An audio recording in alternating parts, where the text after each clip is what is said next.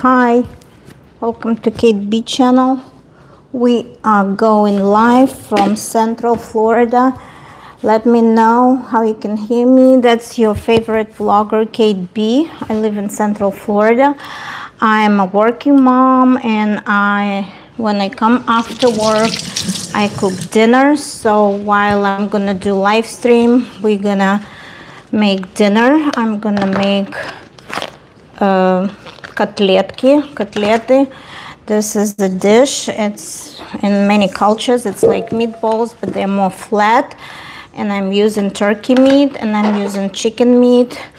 And here what I'm using for the meatballs. I'm using onion. I'm gonna grind some carrots and some parsley, and I also peeled some garlic. So we need a big bowl, and today we're going to discuss Karen Read's case. If you're first time on my channel, welcome. I'm Kate B. I live in Central Florida. I'm 48. Let me know how can you hear me. Let me know if you can hear me well. I have 3 viewers. Welcome. Kate B here. I'm Kate. I live in Central Florida. I am going through midlife crisis, I guess. So if you haven't watched my video from today, I've been watching this trial, Karen Read in Massachusetts versus Karen Read. She was tried for second-degree murder and manslaughter of her boyfriend, leaving the crime scene, leaving him to die. And today she was found not guilty. And this trial, I've been watching this trial for the past 8.5 weeks. So this trial was very interesting because it was a second trial for the same charges. The first trial, the jury hanged. They couldn't come up with verdict. But today, June 18th, 2025, it's a historical moment when Karen Read was found not guilty in the death of John O'Keefe. If you haven't followed that case, I'm going to talk about this case a little bit, and I'm going to talk about this story because it deeply touched me. So today, while watching the verdict, I was at work and I took some time off work, like lunch break, and I gave myself time to process and to cry. And if you haven't watched my video, that was raw emotions, because from the beginning of the trial I was very interested. I didn't like Karen. I didn't like to know that the first trial was not successful, and I wanted to get to the bottom of it. And you may not like the person, but if you hear the evidence, and 8 weeks was like a long time for a trial. After week 3, I kind of lost it. I stepped away for a little bit just to clear my brain, to clear my mind, because it was too much. I've been watching a lot of witnesses talking for hours in live in the court, and I was very interested in this case. And probably by week 4, I personally was convinced that she didn't commit manslaughter, and she did not commit second-degree murder. And that was just unfortunate events that night, and she was really framed. Like, I'm speaking from my heart, and I'm gonna only tell you the opinion based on the evidence. And because we know the verdict, not guilty, I think 90% of the population would agree with that verdict, because something else was going on. And it's so sad to see that the Commonwealth spent millions of dollars on this case, and they didn't do a good job, and they couldn't. The investigation was not properly done. And it was so sad to see the prosecutor lying in court, and that was obvious he was lying.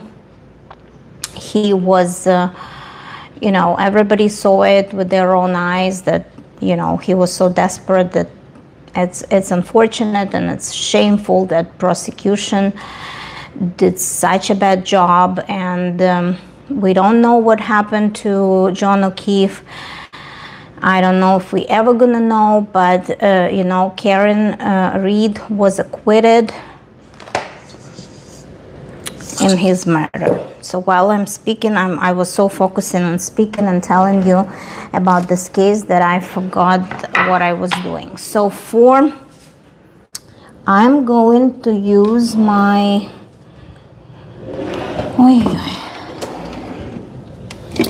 I have my food processor. I use small one, and I have my food processor because I'm gonna process mince some onion and carrots to add to my meat.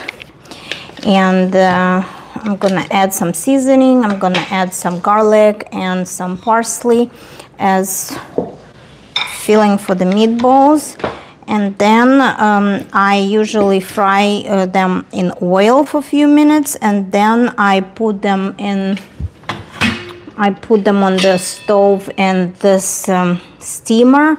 And after I fry them on both sides, I finish cooking them, steaming them on the stove. So that's how I cook my Russian dish котлеты, or like we call them котлеты, but it's pretty much meatballs. It's just different ingredients for meatballs. So I have 3 viewers. Can you drop me a line if you can hear me well, and can you please tell me if you know anything about Karen Read's trial? If you maybe watched the first one and the second one. My co-worker, she watched both ones. So today we had a little chat after hearing the verdict. We hugged and we cried together, and we discussed a little bit. We discussed maybe week 3 together when we had a social gathering at work, and she told me she's following that case too. But today there was a verdict at first, and then there was no verdict. So it was so confusing, and we kind of texted on Messenger together, and then we were able to talk after the verdict was announced. So if you haven't followed the case, I'm gonna tell you briefly about the case just to give you the main story and narrative, what really happened in 2020. Hold on, it was in 2022. It was the events took place on January 29th. Karen Read, she was about 42 years old, maybe 42, 43, and her boyfriend was 46, and they've been dating for maybe 2 years. And he was John O'Keefe. He was Massachusetts cop. He worked in the police force, and he was raising 2 children, his nephew and his niece, like 2 teenagers, because his sister died, and he took the kids to be their, you know, to be their like father figure, let's say.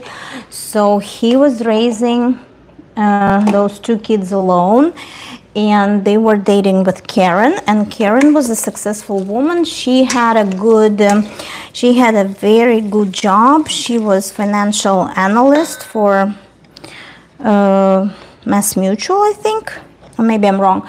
And she also taught some courses in the some kind of university. I don't remember.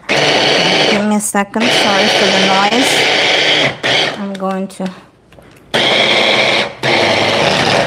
Okay, sorry about that. Just give me a few seconds until I finish mincing my onions. So she was very successful woman, and she was very independent. She has her own house, and he had his own house, and they've been dating, and who knows what was going on. But during the trial, they've been publishing a lot of conversations or text messages. Like Karen kind of like wasn't happy in the relationship, but you know, they still had a relationship. So on January 29th, 2022, they decided to go out and drink with friends. And after going to a couple of bars, they've been drinking. Gosh, I don't know what's going on with this. So they've been drinking, and again, you know, today she was convicted for operating under influence. So she has been drinking, and there is evidence that her alcohol levels were way beyond the allowed ones at 5 o'clock in the morning. But imagine how bad they were after midnight when the unfortunate event unfortunate events took place. Hi Kitty Southheart, welcome to my live stream. We're talking about Karen Read's trial because today was a historical day when Karen Read was acquitted. How's the weather here? Oh, in Florida it's very hot. Like the heat index is probably 103. And on Friday, Stella and her gymnastics team, she's going to the beach. So I'm driving her to the beach. So we're gonna have a beach day on Friday. So stay tuned. I might have another live stream from Atlantic Ocean for you, from the beach. But today about Karen Read, because I was very emotional watching the announcing of the verdict. It's been almost 3 days. It took jurors 3 days to deliberate, starting on Monday, Tuesday, and today finally they came up with the verdict. And I think most of the population following that trial were hoping for this verdict, and a lot of people are happy for Karen because through the trial she had a lot of supporters. She had a lot of supporters believing that she wasn't guilty in murdering John. There was a lot of evidence, and the defense built its case on the fact that there was no collision between Karen's car and John O'Keefe. So a lot of evidence, a lot of scientific evidence was found that it was something else. 84 here in Baltimore, Maryland. Said hi. Maria Gomez, welcome. Hi, I'm Kate. If you're first time on my channel, I live in Central Florida, and I am cooking something from turkey and chicken, ground chicken and ground turkey. And I'm cooking little, whatever you want to call it, little meatballs or flat meatballs, Russian cutlets, Russian burgers, or whatever you want to call it. So, back to Karen Read.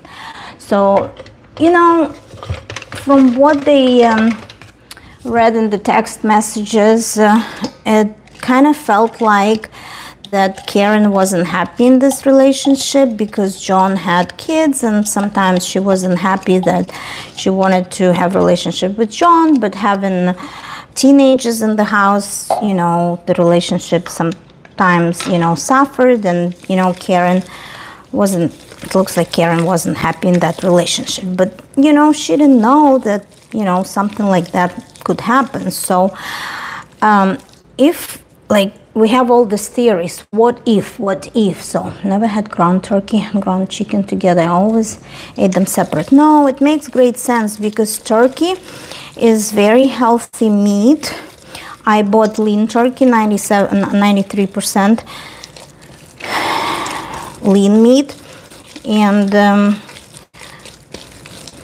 ground chicken. I didn't buy chicken breast because for this particular dish I like regular chicken, and it is a little more fatty than the breast meat.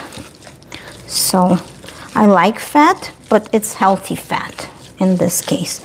So I make sure I mix them both very well, and I added my minced onion in that. And next what we're gonna do, we're gonna process this carrot, because I know when you add veggies to your meat dishes, veggies have a lot of vitamins and fiber, and protein and fiber is just good for you. It's very healthy.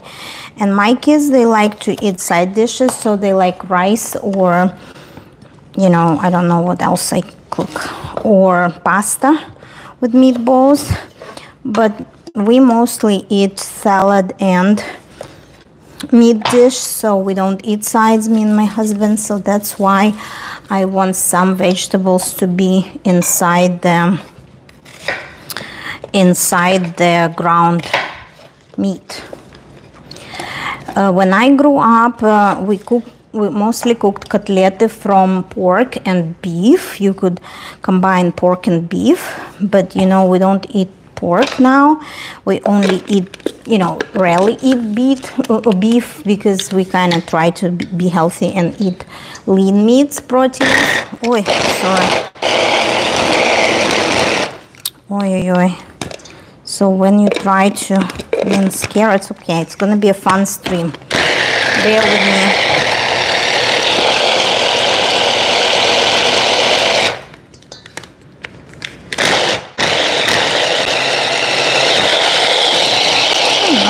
Going on.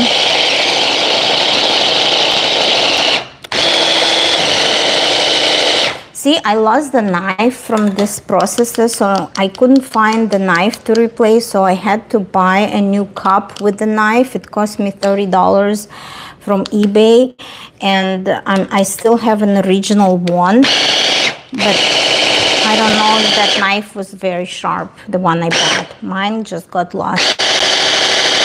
Okay. 5 viewers, thank you for being.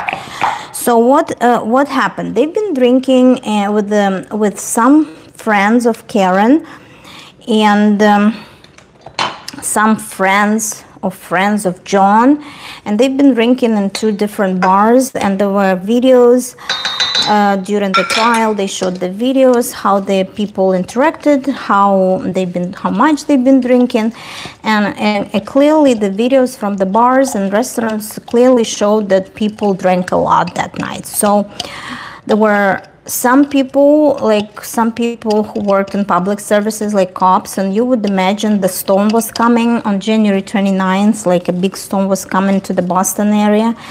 And these people were drinking like crazy. And all these people who were involved in the party that night, they've been drinking and driving. So we cannot deny that, you know. We saw it with our own eyes on the security cameras from the restaurants they visited. So now I have to do parsley and garlic too. So Karen was drinking a lot, and I guess she was a drinker, but even if she was a drinker, it doesn't make her a killer, right? But that was just an unfortunate chain of events that happened that night. So, and there were a lot of very reasonable doubt, and I think jurors were smart to come up with the verdict they came up with, because with the evidence, like my friend, she watched both first trial and the second trial, and they said the first trial wasn't as good as the second one. So the second one was more solid to prove a lot of scientific evidence. The second trial was more to prove that that was mostly the defense case, that there was no collision and John was not hit by a car and he didn't die from being killed by the car. But let's go back to that stormy night after midnight. That would be, if it happened after midnight, it would be January 30th. She left him at this house in Fairview in Canton. So he was going to another after party after they been drinking in the bar, and they had an argument in the car, and some people leaving the party saw them in the car before John came out of the car. But you know, these people said that they just saw Karen in the car being at the driver's seat and saw John, but they didn't see the time that he left the car. So the people in the house were texting John when he was coming in, giving him like directions and stuff. So she didn't go inside. She didn't plan to go inside, and she planned just to drop off John at the party, at the house. And the house belonged to like some kind of also, you know, people in police force.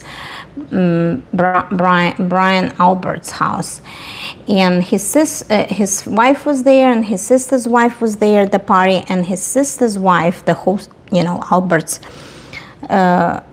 wife name was Nicole, and her sister is Jane McCabe. She was John's friend, and she actually invited John to come to the party. And Jane McCabe, she was texting John when he was coming, you know, so she's been texting to him, when is he coming, where, and stuff like that. So Karen dropped John off at the house, and he left the car, and she drove away. And she started to call John. She went back home, but she started to call John because he didn't come home. She went to his house first, and then when she couldn't find John in his house, she went to her house. And then she's been calling John all night, being mad. She was like very jealous, and of course she was drunk and she didn't know what's going on. He wouldn't reply to her text. He wouldn't reply to her, you know, like messages, and wouldn't reply to his calls. So she didn't know what happened. So at 5 o'clock in the morning, she called Jane McCabe, and she called her other friend. I forgot what that the lady's name was. And she asked them to go to Fairview. And when they went there after 5 a.m., they found John on the lawn, dead. So Karen... So Jane McCabe, what was the girl's name? Carrie. Carrie was John's friend, the lady friend. She was the one to go with Karen in the morning to try to find John. And at the scene, Karen was very hysterical, and she might have said something like, I might have hit him, or did I hit him, or I hit him. So a lot of people were interpreting those words, but none of the first responders who came to the scene, none of them put those words in the report. So if she's been saying this, have I hit them? Did I hit them? Because she sincerely didn't know what happened. She sincerely thought that when she left, when she dropped him off, maybe she was drunk, maybe she, you know, accidentally, you know, pushed him with her car. So, and she was so hysterical, and she was so upset that they found John's body that morning, that who knows what she was screaming, because later she was taken to the hospital to be evaluated for her crazy behavior, and everything else was documented after that. And she was giving them the test to see how much alcohol she had in her blood. It was already after 5 o'clock in the morning. So you can imagine they found like high levels of alcohol in her blood. So, but anyways, there were a lot of strange things in the investigation. And later on, after a week of investigation,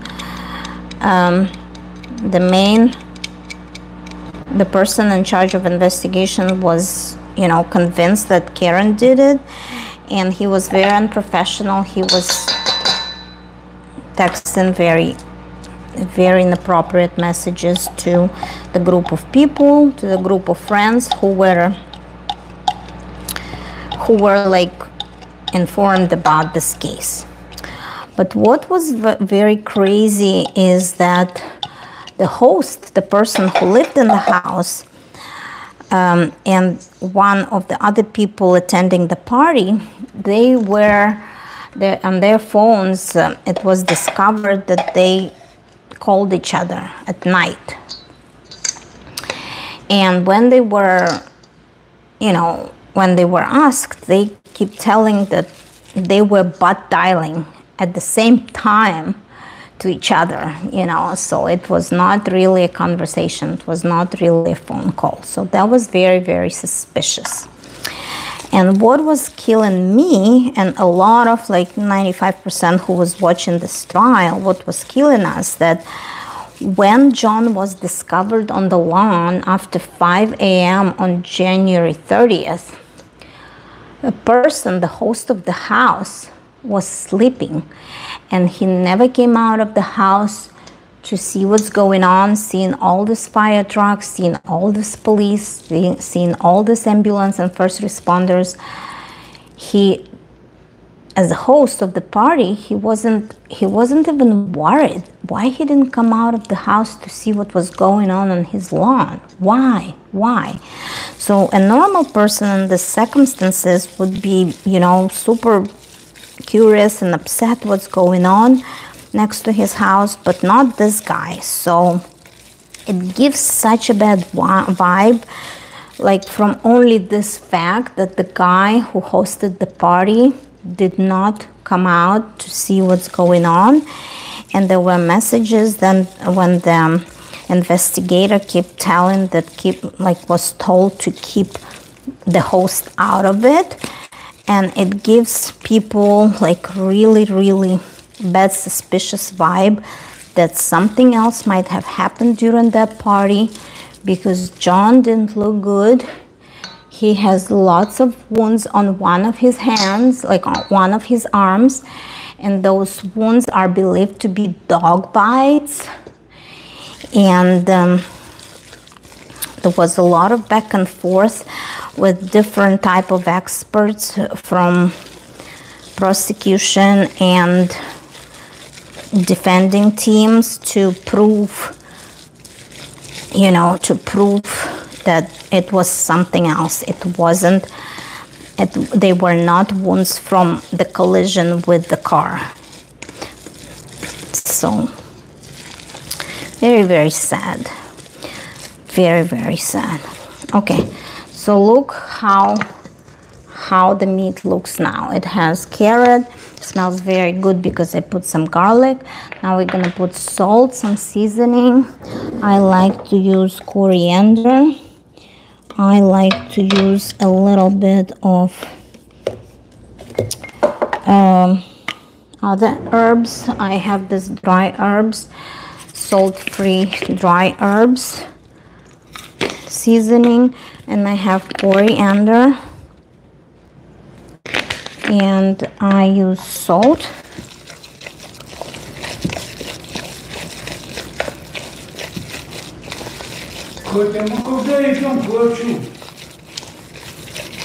О, завтра, папа. Не к врачу, это будет это. Мы не идем, мы будем дома. Это будет по телефону. Онлайн, да? Да, онлайн. Это хорошо. Okay, sorry about that. My dad was asking me something. So, I put salt too, and I also put 1 glass of icy water. And I don't know why, but icy water makes them really, really, I don't know how you call it, moist inside. It just keeps them moist, and when you fry them and when you, okay, let me put them. And what's important is you have to beat your meat. Hold on. Let me do it.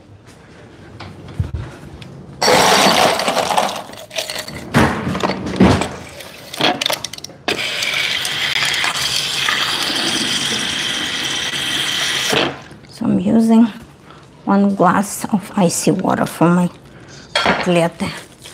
to keep them fluffy and moist. So we don't know what happened to John, and he had very weird injuries, and the investigation was done really bad. And then they discovered that one of Karen's backlights was broken, but then they took away her car for inspection, and something happened that, you know, at first they didn't find the pieces of her backlight where John was found. They found them later, so there is a lot of suspicions that those like later pieces of backlight were just planted there later, and they were planted there on the lawn after Karen's car was inspected. Okay, so like icy water. It's very important to put the icy water. So poor woman, she didn't know what happened because she blamed herself because she couldn't remember. She was very drunk, and she, like in the worst case scenario, she could have hit him, but because there were so many other circumstances, and because there were so many, you know, corruption and cover-ups and lies from the investigators and the people being in the house.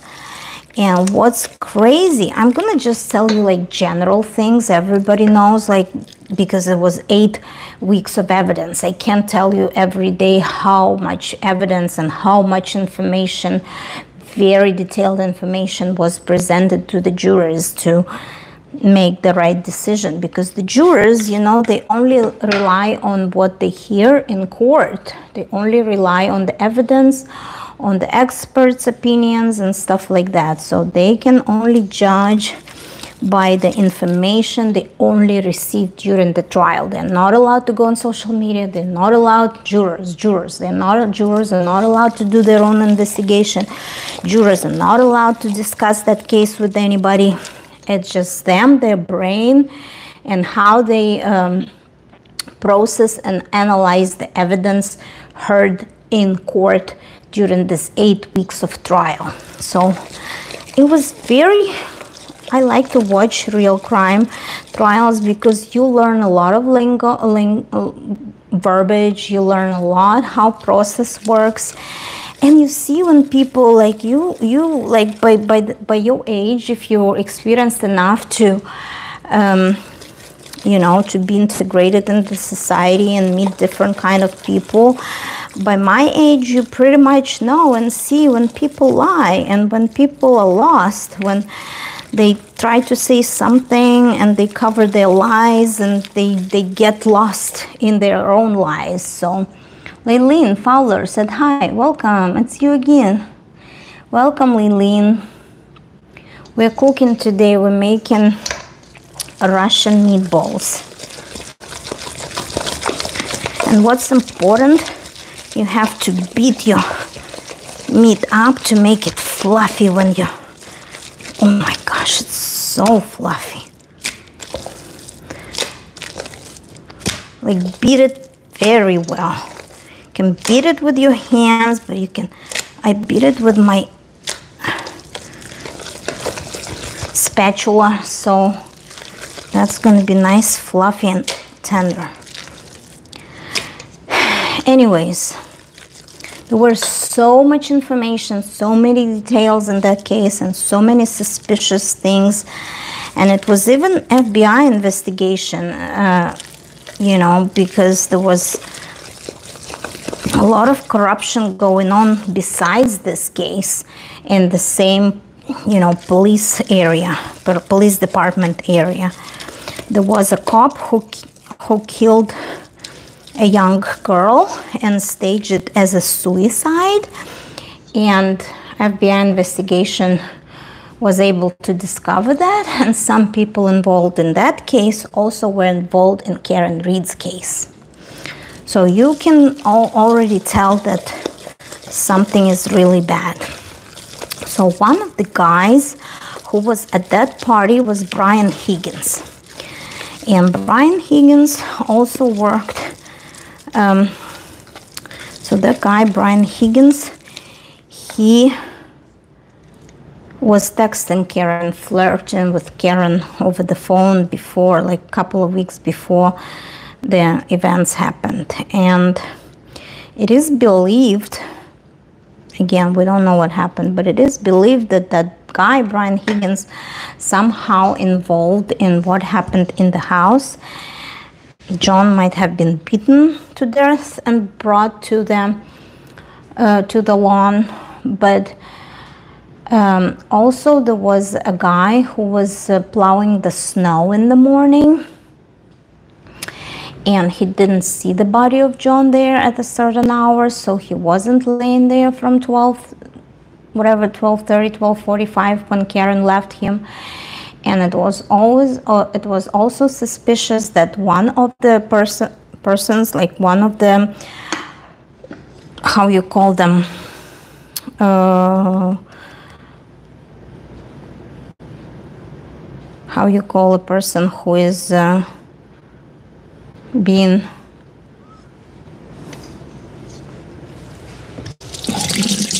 who's been on the stand, witness. One of the witnesses was Karen McCabe. Oh, what was her name? Karen, no, not Karen. What's her name? Jenny McCabe, and she was bonjour. Welcome. What we cooking today? Let me take you to the other place where we go into fry our meatballs. Okay, I'm gonna take you right here.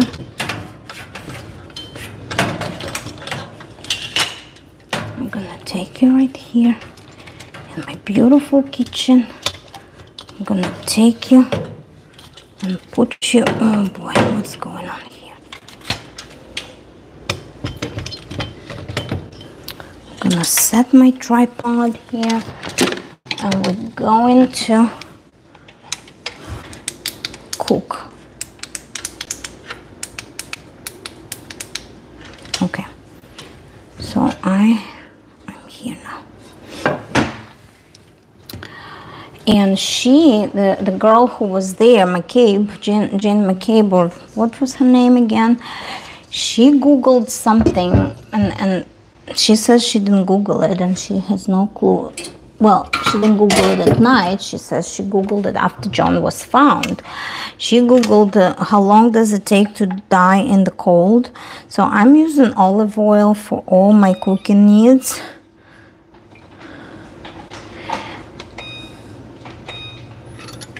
So what I'm doing, I'm pouring a lot of olive oil. And I also use parchment paper. It kind of keeps...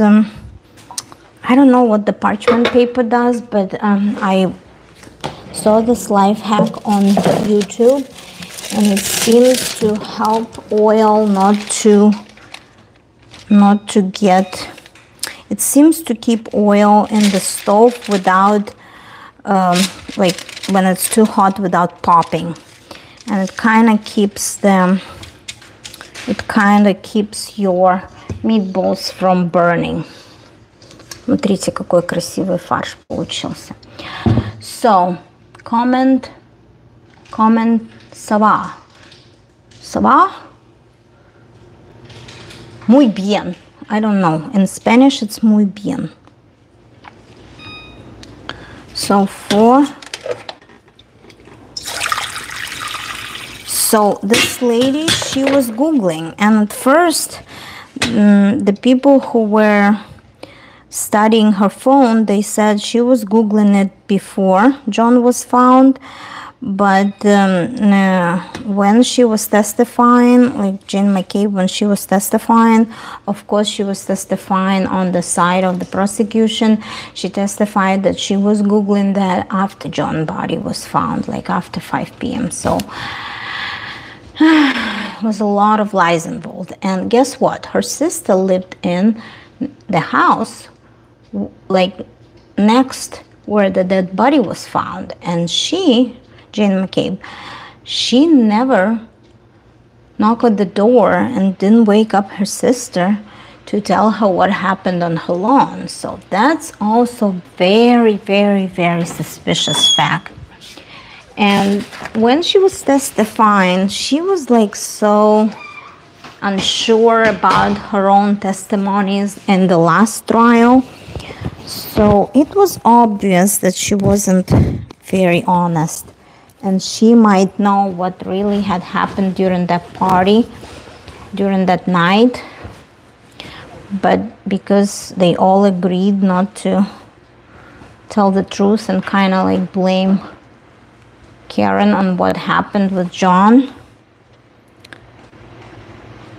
all she was saying was very contradicting. She was contradicting herself from testifying in the first trial, and when she was put on the spot with the reports for the first trial, she tried to cover herself up. So it was like, it was a lot to watch. Like I say, I've been watching for first 3 weeks, and then I just gave up because it was too much of detailed information. It was too much to process, and it was obvious that something really bad might have happened in that house, and people are lying and covering things up, and we might never know. We might never know what happened to John.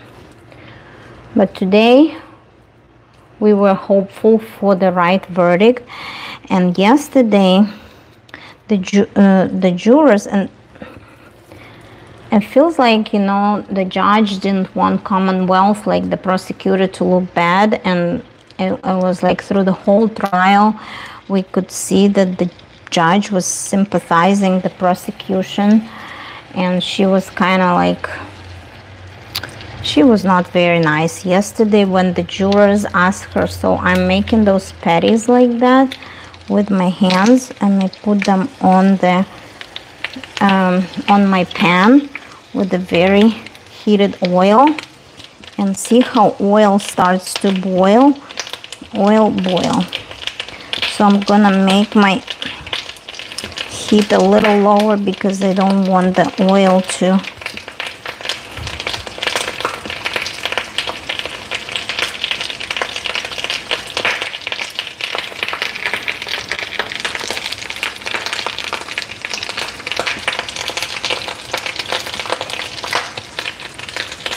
okay, sorry about that. I just don't want the oil to boil in my eyes.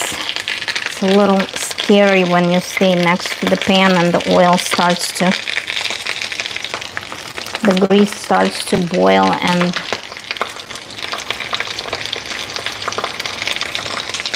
oh my gosh, I might need to put a little more oil because I'm scared at this point. It's gonna get on my face and it's gonna burn me. Hold on.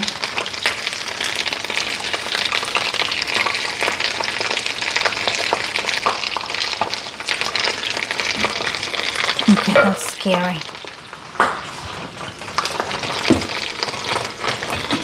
So in the meantime, I'm getting my other pot on the other burner. I'm boiling some water because see, I have colander, and I'm gonna steam my meatballs after I fry them on both sides.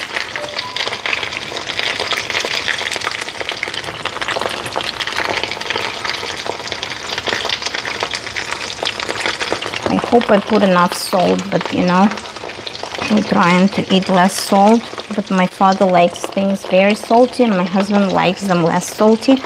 So I usually try to do it like my husband likes it because it's healthier, and my dad, without trying, he adds salt to everything. So anyways, today it was so emotional to see, because Karen Read's parents were there for her through thick and thin, and the parents are probably in their whatever 70s or 80s, and her dad was such a great support after she came out of the court, like celebrating the victory.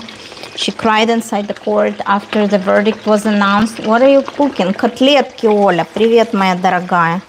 Привет, моя хорошая. Спасибо, что ты зашла. Сегодня котлеты из курицы и индейки. Шикарные котлетки. Добавила морковки. потому что хотела, чтобы вместо картошки была морковка. Мы обычно добавляли картошку в котлеты и хлеб, а сейчас как бы более диетические, без like I'm talking to my friend Olga, my virtual friend. She is also a blogger from Chicago, Olga Vauti, her channel. Hi, Kate. So she is also from former Soviet Union. She's from Russia, and she knows that how we cooked котлеты back in the day. We used pork or beef, but now I use turkey and chicken, and we also put breadcrumbs or we put potato to fill in the meat. But now now instead of potato, I put some carrots and onion, and I put the garlic, and I put some parsley. So I hope the carrots will give it a nice, healthy vibe. Okay, so what I'm doing, I'm not, okay, my burner, see, my burner is too hot, so my oil is like jumping out of the pan, but when I put it less hot, they're not frying properly. So I'm always like, with the temperature of my burner, I can't figure it out. Sometimes I put it too high and the oil starts to pop out, and I'm so scared because it can get on my face. But then I turn it down, and then it doesn't fry. You know, it doesn't fry, it just sit there. So I still have to adjust the temperature and know what to do. So anyways, so Karen Read, you know, like she's been given a lot of interviews after the first trial, and she wanted to be heard about this story, and she wanted to be heard that things were not like they were presented in the first trial, and that's why the jurors were not sure, and that's why the jurors hanged in the first trial. And in history, they don't usually charge a person, like try a person for the same crime twice. But in this case, because the jurors didn't do, you know, what they were supposed to do, the second trial was allowed by law. And the second trial, her defense team, she had the most powerful defense team that, you know, took very good care of her, and they were doing it pro bono because she didn't have money to pay for her lawyers. But let's speculate a little bit, because she was acquitted. She was found not guilty in the death of her boyfriend. So the defense team was able to build the case on the fact that there was no collision. There were a lot of scientific, you know, like proofs by the experts, by the independent experts and not independent experts, and nobody could prove that the injuries that John had were from the car accident. So the defense built its case on the fact that there was no collision between the car and a person. So she like physically couldn't kill him because his injuries were something else. He had a big you know, injury on the bottom of his head that can happen when you fall. But he could also fall not on the lawn. He could also be fallen somewhere inside the house during the fight, right? So it was a lot of suspicious evidence that his injuries were not caused by the car. And the defense did an amazing job to prove it and to convince juries that there was no collision, that John wasn't hit by the car. Oh my gosh. During my live stream, I get political call. Have you ever seen something like that on your phone? It says political call from Fort Lauderdale. They calling me from Fort Lauderdale, and it shows like the contact name shows political call. That's crazy. Who would call me from Fort Lauderdale with a political call? Crazy. But anyways, looks good. I hope they taste good too. Oh gosh. Okay, I'm gonna show you how I'm using the parchment paper. it does keep oil from like burning, so I don't see a lot of burns. And I don't know if this trick really works, so let me know if you ever put the parchment paper on the bottom of your pan when you're frying something. And again, because I didn't want to fry them completely to be like dark brown, I usually just make them gold on each side, and like this. What a mess. I make them gold on each side, and then I use the steamer to steam them until they're fully cooked. And the steaming part will only take like maybe 12 minutes to get them fully cooked. So anyways, let's talk about like the woman had a career, and for the past like 3 years she's been going through a lot. She's been going through trial, and she was convicted for operating under influence. So that means that she is guilty of driving drunk that night. But even if she was drunk, the prosecution couldn't prove the case that she really hit John with the car. And that was the whole big thing that shows how much of taxpayers' money in Massachusetts was spent on this case, and how much money like in general is spent for the public forces like police, and how bad of a job these people actually do. So it's very shameful for the Boston police and for the investigation. So also what was interesting is that it doesn't bother me, but because she was acquitted, and that was something that most of people who watched and dived into that case and sincerely was supporting the fact that something else might have happened. I was supporting the theory that something else might have happened and it was cover up.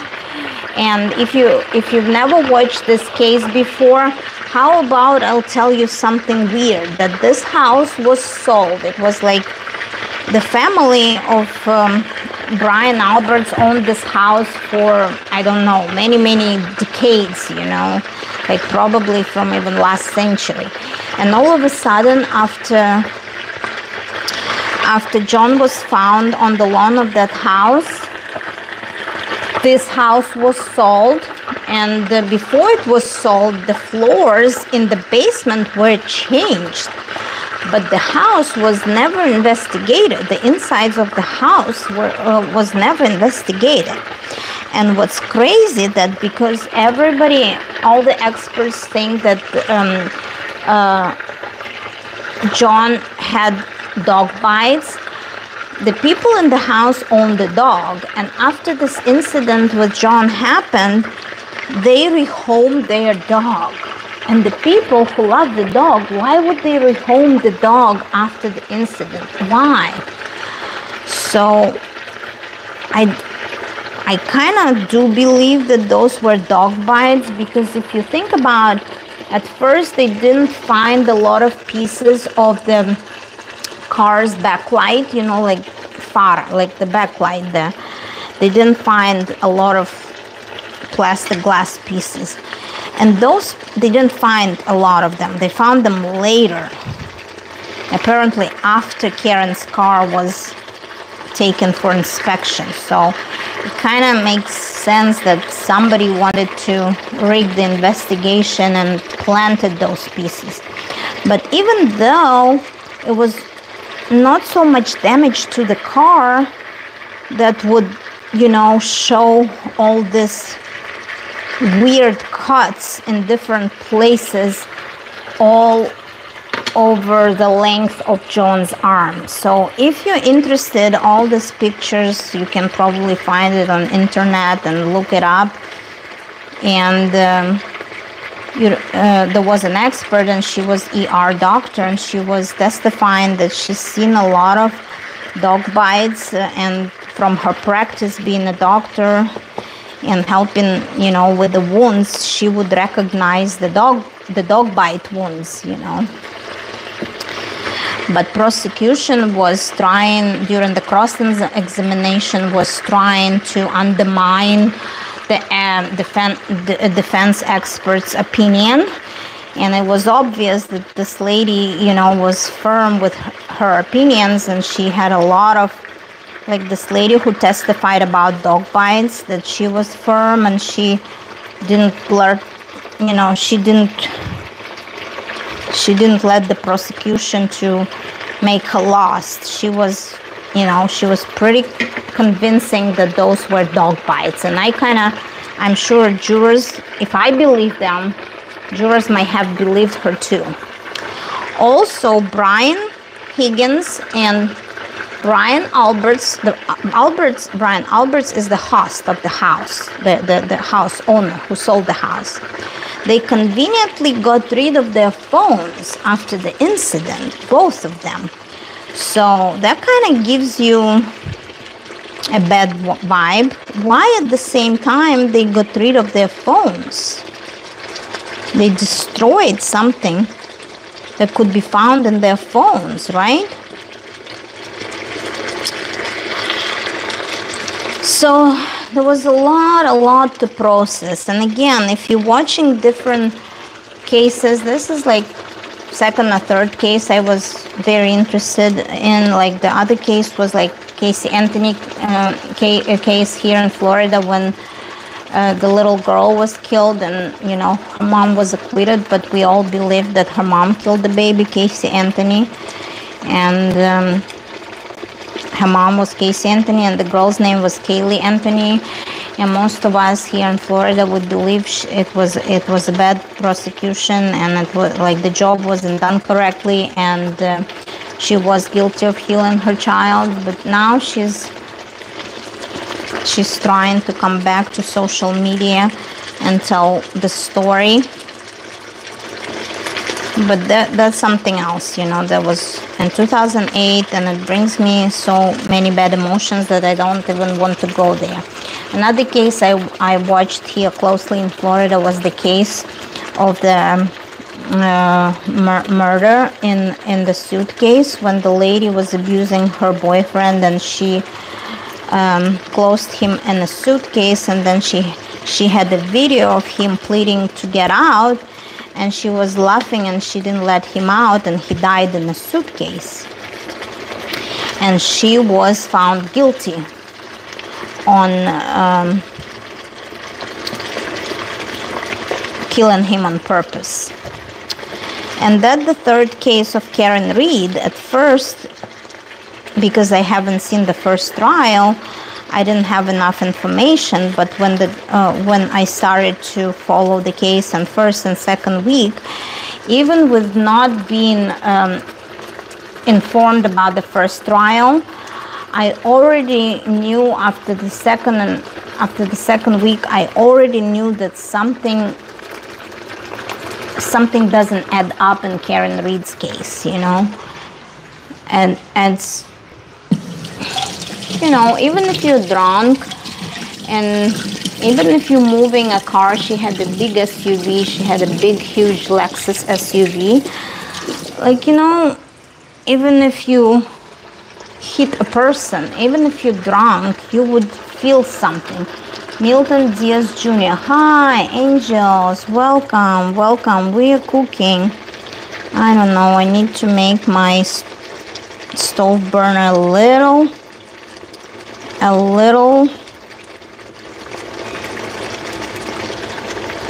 But on the other hand, they don't look bad. They look nice and golden. They don't look like they're burning.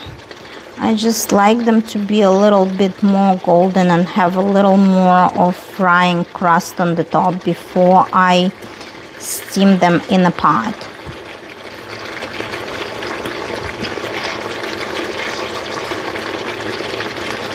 Такие будут очень вкусные котлеты, диетические. See how they look? They look flat. They look something between burgers and meatballs. We call them котлеты. And I don't make them too big because, you know, like my kids like them small. And I like them small because I have a trick to eat smaller portions. When I take my lunch, I pack my lunch every day, and I have this exactly 1 cup container. Let me show you my container so you know what I'm talking about. It's very convenient glass container, and that's a good trick to eat smaller portions. That's exactly 1 cup container. So I make my my meatballs, like my whatever burgers, chicken burgers. You can call them chicken burgers. So I make them smaller. So I put like 2, and I put some vegetables or some salad, and that makes a good lunch. It doesn't make like too big of a lunch. So that's my trick to eat smaller portions. Buy smaller containers to take lunch with you to work. Okay, so what else? What else? And again, like Karen Reed was a very strange woman, you know. She talked trash behind her boyfriend's back. She was flirting with the guy who was at the party behind her boyfriend's back. But it doesn't make her a killer, you know. So my point is, even if you're drunk, and let's say you drop somebody off and you are trying to start driving, you would feel something wrong. You would feel like you hit something. You hit the curb or you hit something. So if she would hit John, she would probably know. She would probably notice something got wrong. So I think that, you know, yeah, even if she was like too drunk and they had a heated argument apparently before he left the car, maybe she was too frustrated, or maybe she was too mad to notice anything, or maybe she was too drunk to notice anything. But again, she blamed at first when other, you know, like witnesses say when they found the body, she was trying to say something. I hit him, but maybe she wasn't sure. She sincerely was hysterical, and maybe she felt that she could have hit him being drunk. And these friends who were with her finding John and hearing these things, they turned these words against her. And that was kind of sad, because all the other responders, the people who come to respond to a crime scene, instead of reporting these words, they didn't put it in the reports. If they try and, you know, to come up with this, you know, accusations later, and they're trying to, why they didn't put that in the report in first place if they really heard those words? Because it seems there were so many people at the scene when John's body was found, and only these 2 ladies that happened to be John's friend, and obviously they were very upset to find John dead, they turned those words against Karen, you know. So that doesn't sit well with me. Why the other people who were not Karen's friends would not confirm that she's been saying those words and wouldn't put it in the report that they heard those words during, you know, the scene when they were trying to, you know, when they found John and tried to see if they can help him. But at that point, they couldn't help him. At 5 o'clock, he was laying there who knows how long. And, you know, there were a lot of different suspicious things that they couldn't find his shoe, and then they found his shoe later. And then the shoe had 5 different DNAs on it. And then why I think jurors are not stupid people, because most of us have critical thinking, and jurors were carefully selected by both parties, you know, by prosecution and by defense team. So, you know, like when the prosecutor tells you about the holes in John's hoodie, and he lies, and he got caught in this lie, like he got caught in this lie, what normal people would think about investigation and the case in general. So what happened is there were a number of holes on John's sleeve, and this is believed those holes were from the dog bites, and the prosecution was trying to prove that those were holes from the glass on the car light. And later on, it appeared there were some other holes on the back of the hoodie, and the prosecution would say that those also were the original holes from the accident. But it appeared that in the very first photos of the hoodie, those holes were not there.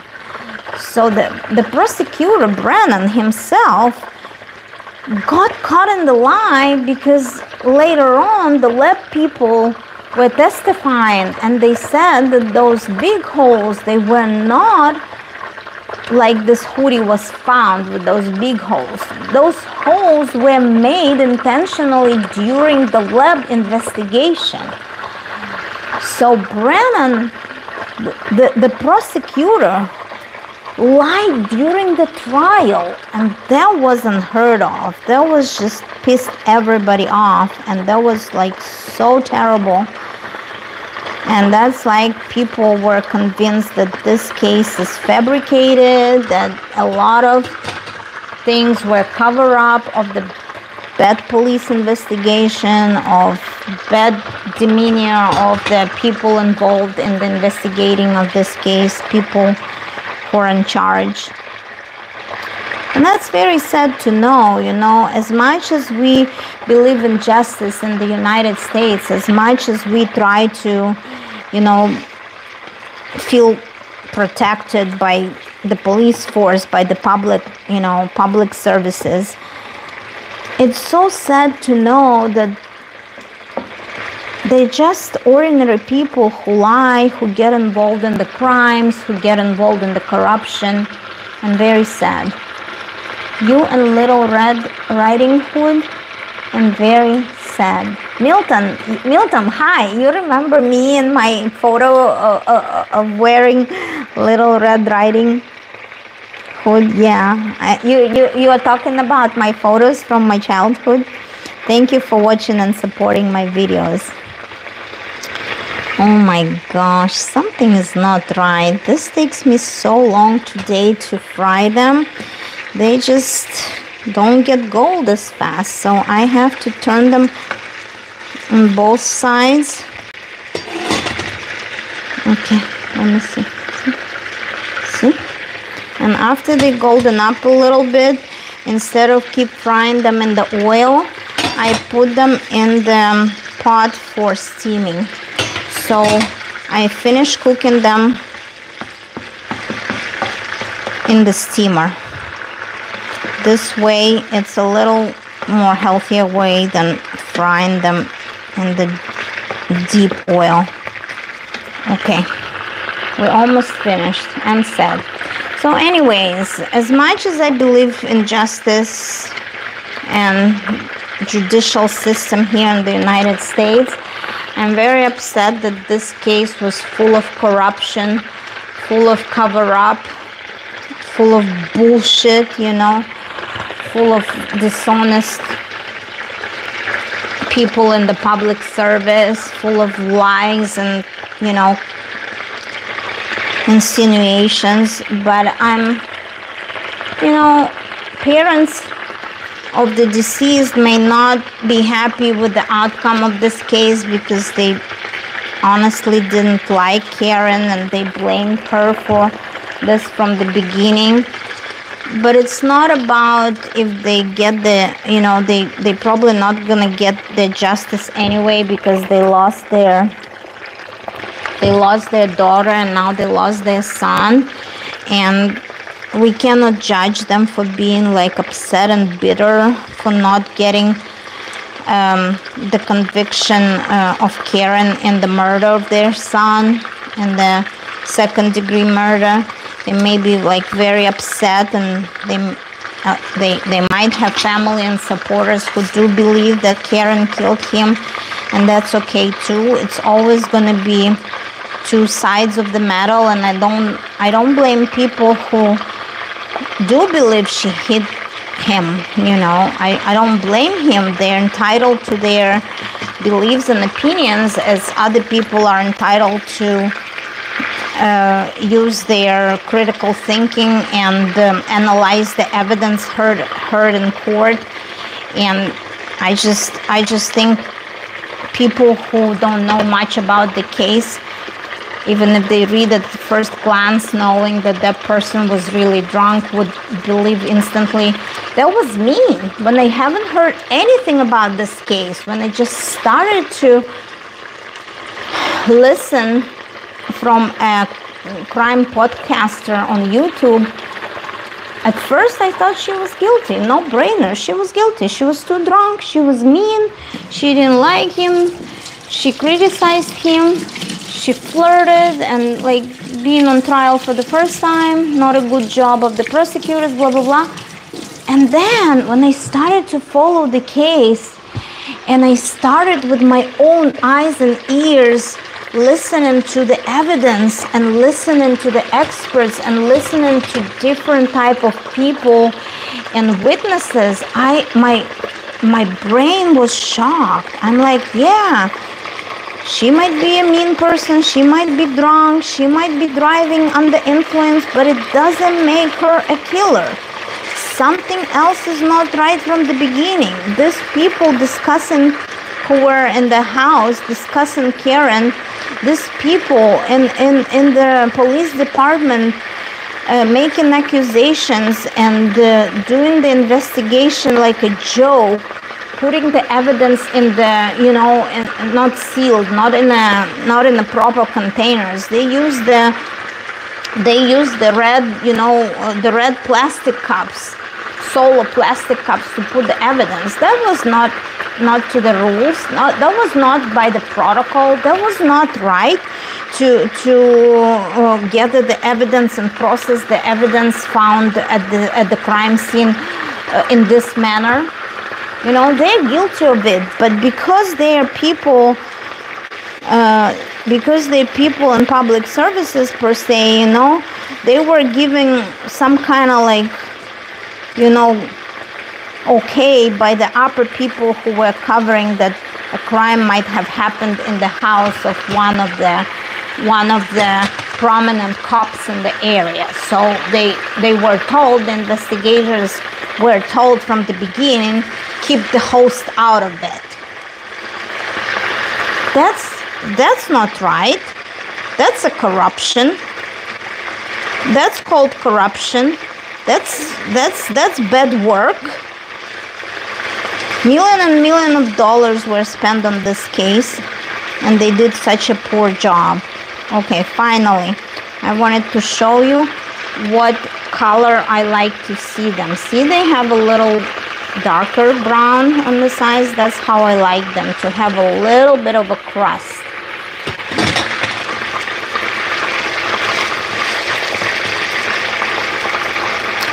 But anyways, you know, I'm so happy that the life of this lady was not ruined by this scam of the prosecution. Yeah, prosecution was pretty much a scam, you know. And it's funny because the lawyers, I've been watching the channel, I've been watching live through the channel of like lawyers who were commenting on the case.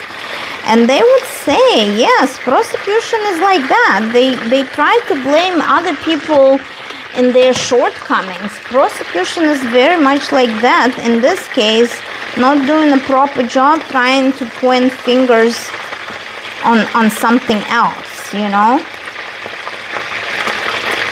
So I'm very happy that the life of this lady, yeah, she got charged with OUI, which is operating under influence, but it's a lesser charge. And yesterday the jurors were very confused, and they asked Judge Bev about Beverly Cannoni, the judge. She was a little weird too. Anyways, she was sympathizing prosecution because, you know, she kind of felt like all this corruption can be discovered through the shortcomings of the case of prosecution. But anyways, what I'm trying to say that yesterday it was such an interesting questions from the jurors. You know, jurors were smart people because no one had that question, and all the lawyers who were commenting on the case on YouTube, like the lawyers I've been watching, was Anna Buchard, I think, Andrea Buchard. And she kept saying that the jurors asked the judge for the OUI charge, for OUI, operating under influence, what time frame we take. Do we take the time of the night at 12:45, or do we consider the time in the morning, which was, oh my goodness, this oil is splashing again. Sorry guys, I'm like so stressed right now with my, I want to finish it. You can't even imagine how. Look how cute and gold they are. Okay, I'm almost done here. 10 more minutes. And oh my goodness. See, this is burned.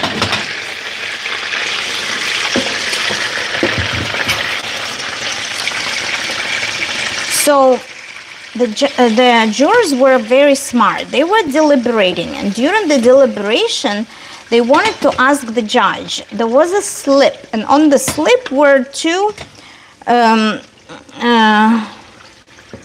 there were two charges. Like one charge was manslaughter and second-degree murder and OUI. So the lesser charge was OUI, and the question was, if they say one of the charges she's guilty in OUI, does it automatically mean she is guilty on the upper charges, you know, on the worst charges? And the Judge Cannoni, she said she couldn't answer this question. And she could, but she let it for the jurors to decide, because she didn't want to give them a little help, because we, like the viewers and the lawyers, they knew what the jurors were trying to decide. So the jurors were leaning towards giving her lesser charge, but they were not sure if they were presented on the slip in that way that it will automatically convict her of the manslaughter. So Judge Beverly was really kind of mean yesterday. And the other question, what was really good and make jurors look smart, they asked if they think about operating under influence, do they take, because they have evidence from her blood work taken after 5 a.m. So do they convict her of driving under influence at 5 p.m. or do they convict her of driving, of operating OUI, operating under influence at 12:45 that morning, you know, like after midnight? And that was a really good question. And she told them they have to pick the time, but you know, whatever time it was obvious that if she had that much alcohol in her blood at 5, probably at 12:45 she had even more alcohol in her blood. Or she could have been drinking after she came home. That's why she had that alcohol level at 5. But that was a really smart question. All the lawyers said it was really smart question to ask, and that kind of showed that the jurors, they took the evidence very seriously, and they listened to a lot of details, and they really paid attention. So there was very good questions before they could come up with the verdict.